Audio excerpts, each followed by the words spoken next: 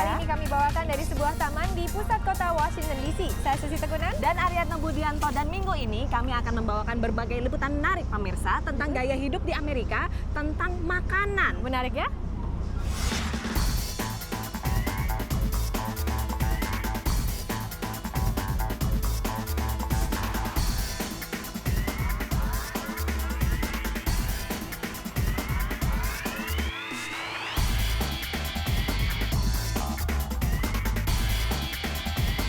Ya pemirsa, kali ini Susi dan saya berada di sebuah taman kecil di downtown Washington DC namanya Ya. Franklin Park. Nah, ini Betul. kalau misalnya biasanya kan sepi ya, Sus, tapi kalau siang hari ini udah langsung berubah jadi kayak memang pasar gitu ya? kaget ya. Iya, dan di sini memang makanan yang disajikan di sini karena mereka banyak yang datang untuk makan siang. Betul. Nah, makanannya itu unik sekali karena disajikan dari truk atau Nah, mobil. food trucks, Food ya, trucks. namanya. Ini memang tren baru ya. Betul, Dan apalagi mereka banyak sekali gitu jenisnya. ya, apalagi kalau misalnya orang-orang di sekitar sini udah bosen dengan restoran yang ada. Ya. Jadi ini merupakan alternatif karena food trucks ini selalu ganti-ganti ya, Sus Betul, ya. dan mereka bisa cek dari Twitter ya, misalnya Iya. oh hari ini yang ini ada di sini gitu, jadi bisa dikunjungi langsung. Dan makanannya juga etnis ya. Betul, Ini di banyak belakang kita variasi. nih dari Laos. Dari Laos, ada Ya, yang dari yang India, dari Korea, Betul. dari Meksiko. Tapi sayang Macam-macam. sekali kok belum ada Indonesia ya? Sebetulnya ada sih. Ada tapi ya? nggak di sini, nggak di Washington DC. Nggak di Iya. sini. Jadi di mana tuh? Di kota Los Angeles. Nah, ini merupakan kantong konsentrasi warga Indonesia di Ya. Amerika ya. Konon katanya paling banyak di sana. Waduh, jadi ada ya, Nek? sebuah food truck yang paling lama bertahan namanya Komodo, pemirsa. Menarik ya? Kita simak ceritanya.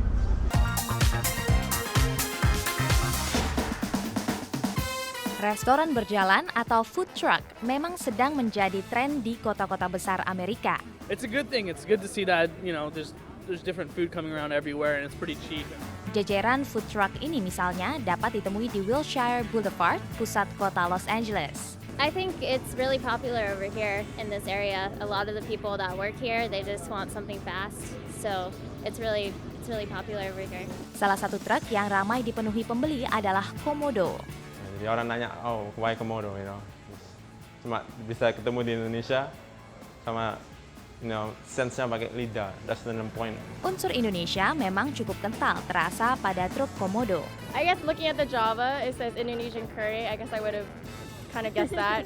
Selain memakai nama Komodo, hewan asli Indonesia, dua pemiliknya adalah pendatang Indonesia asal Surabaya yang hijrah bersama orang tuanya ke Amerika tahun 1993. I still have ada pride, still Indonesian pride, no matter what, Saya dari Indonesia, no matter what. Ini bukan country-nya saya, So I still want to have that memory in the restaurant.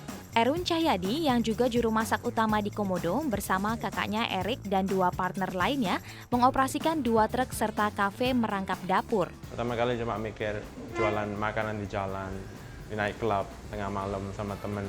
Menjual makanan di truk diakui Erwin tidaklah mudah. Selain keterbatasan ruang dan peralatan memasak, jenis makanan yang dijual harus memikirkan faktor kepraktisan dan kecepatan penyajian. Karenanya makanan berbasis taco dan burrito pun jadi pilihan di Komodo. Susahnya bahannya untuk masak cuma ada goreng sama griddle sama steam table. Itu aja, nggak ada apa-apa lagi. Jadi mesti bikin menu supaya gampang untuk dimasak dan menjual. Mereka juga memadukan menunya dengan berbagai masakan Asia, termasuk masakan Indonesia seperti rendang. Rendang yang kita jual itu nomor satu favorit orang-orang. Kita jual sekitar 200 pound satu minggu daging.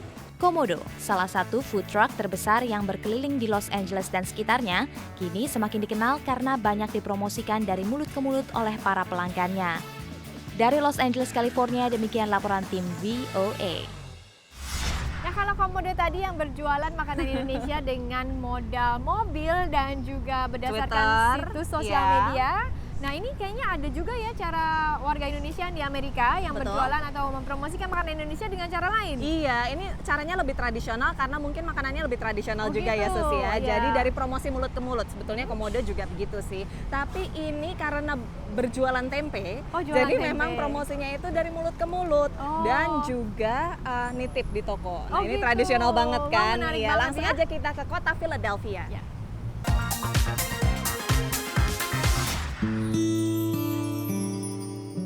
Bagi orang Indonesia di perantauan, kalau lagi rindu tanah air, bisa jadi makanan Indonesia menjadi obatnya. Tempe tentu saja menjadi salah satu menu yang dicari.